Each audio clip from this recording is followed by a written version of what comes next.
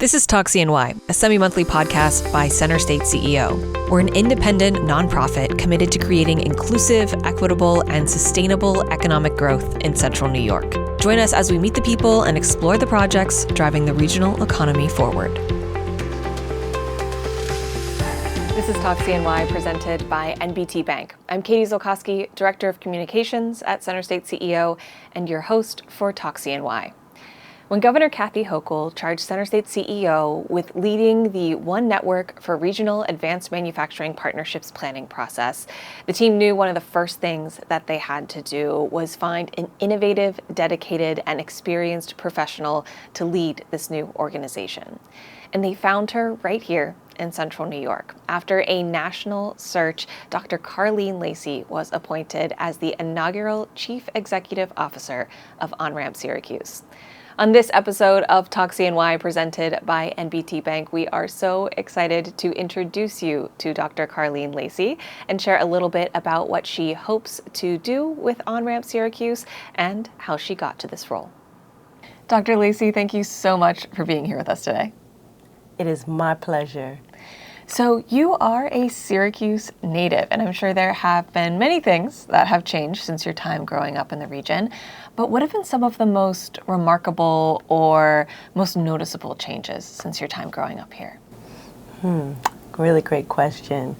One of my most notable changes is the changes to downtown. I remember as a young girl living here, going to the Baker's shoe store down on Salina and the McDonald's that used to be on Salina that is now Omar Darling. And so those were major places that I came downtown to see, and they have changed throughout the years. So, yeah, I mean, I'm sure it's been incredible to kind of see the transformation of what was to what is now. Yes, I agree.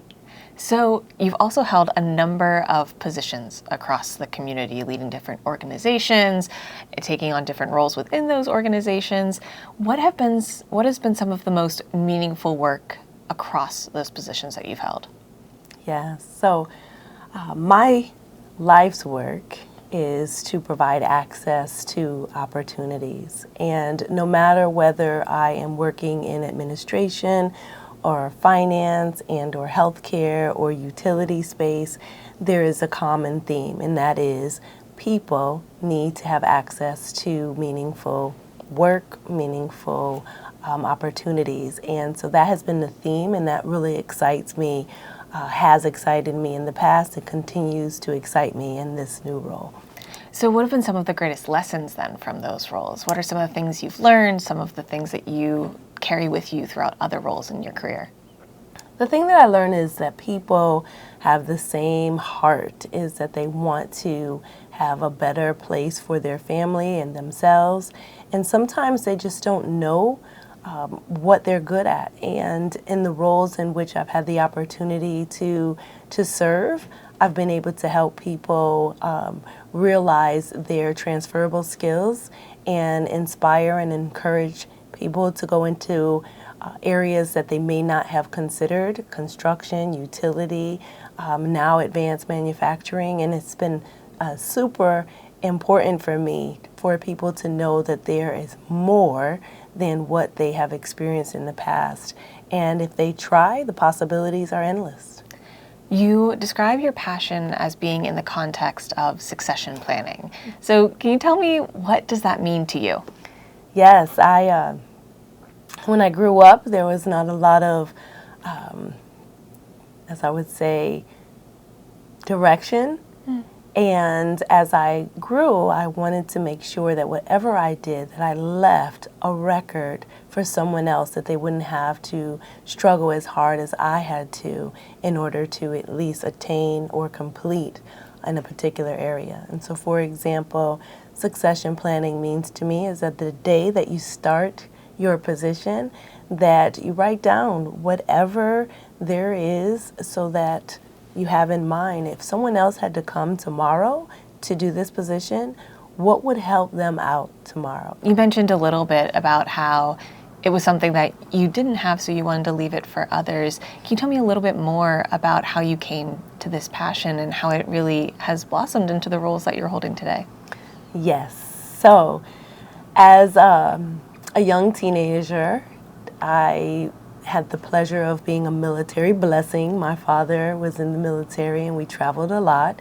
And with travel, it comes a certain level of uncertainty. And that caused me to not really know what I wanted to do in life. I wasn't one of those persons who had it all set, everything in place, the people in place. I had to kind of figure it out. And I imagine that multiple people who we will touch or have touched, they kind of have the same frame of mind. They may not know what they want to do. And so for me, what I learned throughout that process is to try many things, try a multitude of things, and whatever resonates with your heart, you will do it and do it well. Absolutely. I mean, it's really amazing. I think a lot of people feel that way, that they don't exactly know what they want to do, and especially in fields like advanced manufacturing or construction, it might not feel obvious as to what you need to do to go down those paths. So I think that brings us a little bit to ON-RAMP and this opportunity now. I mean, what was it that first attracted you to apply for this role? You are our inaugural Chief Executive Officer of ON-RAMP Syracuse, and we are so excited to have you. But what brought you to ON-RAMP? You know, it's kind of serendipitous because I worked in New England at a major corporation building out clean energy academies for workforce development in the utility industry. And I loved that role and providing access to opportunities. And there was a shift, and I was encouraged to take the leap to see what was out there with in Syracuse regionally. And ON-RAMP had become available, and it matched and met all of the skills that I have, which is designing from scratch, making sure that you engage stakeholders both in the community, locally, and federally, ensuring that there's grants that can help support and scale programming, and make sure that I'm connected within the community so that we're serving the needs of the community at the same time making economic growth. All of those factors were right within the ON-RAMP title, and I said, I want to make meaningful improvements right here locally, because I have been globally, I've presented globally, I've presented nationally, regionally, and now being able to give back locally was really attractive to me. I was going to say, I mean, it sounds like you've worked many places, you've traveled many places, presented many places. So what does it mean to bring your expertise and experience back home to Syracuse? You know, we spoke a bit earlier about succession planning, and that is the secular opportunity for me, is to bring it back home. Succession planning is about making sure that there is a foundation, that there's something that is stable to build upon. And that's what it means to me, being the inaugural Chief Executive Officer for ON-RAMP, is building a strong foundation here in Syracuse so that others can build upon it in the futures to come. And I'm really excited to serve in that role, to take all the skills and the tools that I have developed over the years and to give it back right into the place that developed me at the start. Well, we are going to take a quick break here. We'll have much more with Dr. Lacey coming up. But first, a quick word from our presenting sponsor, NBT Bank. I would recommend NBT Bank to any business. My name is Chris Palomino, and I'm the president of Atlas Fence. Chris had decided to purchase Atlas Fence from the previous owner. He had previous connections at NBT Bank. NBT Bank provided me equipment financing, doubling our entire production workforce. It's important to me as a business owner that the decisions of our banking relationship are made locally. Welcome back. This is Talk CNY presented by NBT Bank. I'm here today with Dr. Carlene Lacey, our inaugural Chief Executive Officer of ON-RAMP Syracuse. Dr. Lacey, thank you so much for joining us. I thank you for having me. So you took on this role officially in the month of July. So still new, relatively new, but you have really jumped right in. What is your vision for ON-RAMP as its leader? Absolutely. So I am so excited to be the inaugural leader of ON-RAMP, and the mission and the vision of ON-RAMP is to be that renowned training center where people will come from all over to receive technical training so that we can build that pipeline of talent to fill the skills and diversity gaps in the advanced manufacturing, the building trades and construction, and adjacent industries. And we will do that by helping individuals increase their social mobility in the interim as well. That's a big task. Yes, I mean, and like you said, there's homework to do. What are some of the things that are top of mind for you right now as its leader? We know what the committee is thinking, but for you to reach that goal, what stepping stones are you putting in place right now?